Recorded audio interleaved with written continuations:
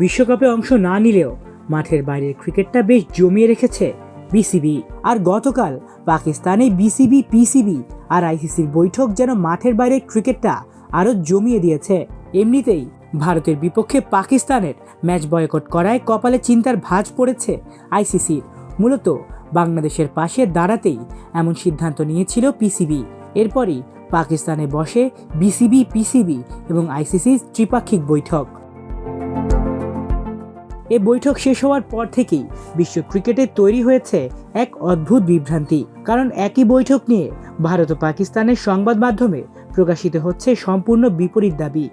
কে কী শর্ত দিয়েছে, কার জন্য আলোচনায় বসেছে আইসিসি, এই প্রশ্নগুলোর উত্তর দুই দেশে দুই রকম। পাকিস্তানের সংবাদ মাধ্যমগুলো বলছে আলোচনার কেন্দ্রে ছিল Bangladesh cricket board. Geo TV ও জিও নিউজের প্রতিবেদনে দাবি করা হয় বিশ্বকাপ থেকে বাদ পড়ার ক্ষতিপূরণ হিসেবে বাংলাদেশকে 3টি বড় সুবিধা দিতে সম্মত হয়েছে আইসিসি।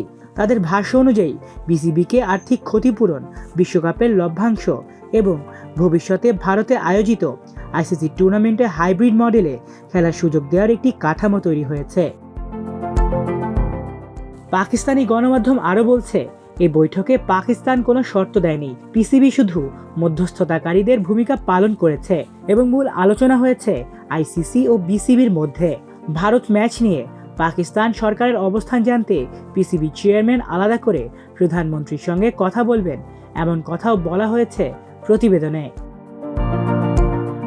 কিন্তু একেবারে উল্টো চিত্র তুলে ধরেছে ভারতের সংবাদ মাধ্যমগুলো। হিন্দুস্তান টাইমস ও এনডিটিভি টেলিকম এশিয়া স্পোর্টসের বরাতে জানিয়েছে ভারতের বিপক্ষে ম্যাচ বয়কটের সিদ্ধান্ত থেকে সরে আসতে আইসিসির কাছে 3টি স্পষ্ট শর্ত দিয়েছে পাকিস্তান ক্রিকেট বোর্ড। তাদের দাবি অনুযায়ী প্রথম শর্ত হলো আইসিসি থেকে পাকিস্তানের বাৎসরিক লভ্যাংশ বাড়ানো, দ্বিতীয় শর্ত ভারত পাকিস্তান দ্বিপক্ষীয় সিরিজ পুনরায় চালু করা এবং তৃতীয় শর্ত মাঠে 2 দলের ক্রিকেটারদের সৌজন্যমূলক কর্মোদ্যম নিশ্চিত করা।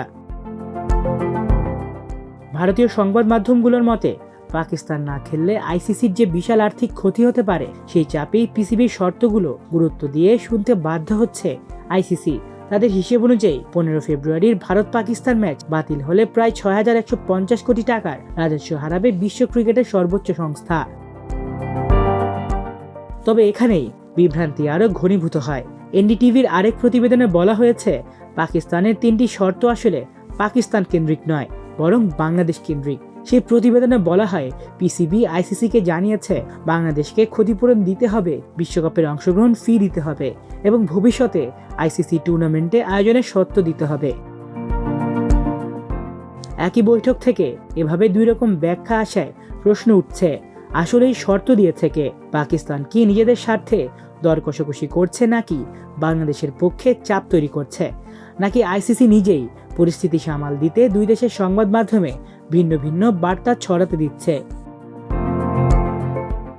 মাল্টিমিডিয়া ডেস্ক, আমার দেশ।